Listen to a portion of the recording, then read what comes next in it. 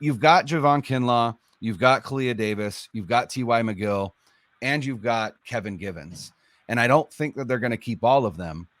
And I'll be perfectly honest, they already declined Kinlaw's 5th-year option.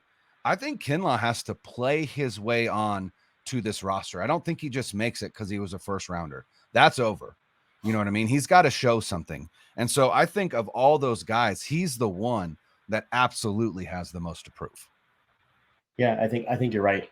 And there is no larger indication of that than the Javon Hargrave signing, because they identified that they essentially missed on that Kinlaw pick. That's them admitting that they missed on that pick, right? That's for what sure it looks like to me.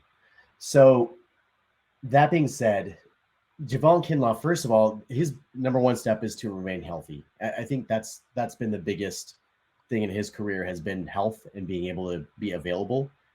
But at the same time, it's not just about health, it's about production too. So step one is make it through camp healthy. Step two is make it as tough as of a decision as possible on the coaching staff and the 49ers in terms of roster decisions and what's going to happen at the end of this, with because there's some space there on the defensive lines, some spots there that could be had as far as depth goes. But I feel like for Javon Kinlaw, like this is it. This is, if he doesn't make it through this camp with at least a backup role, there's no role for him on this team, because they've turned into the number one defense in the league without him.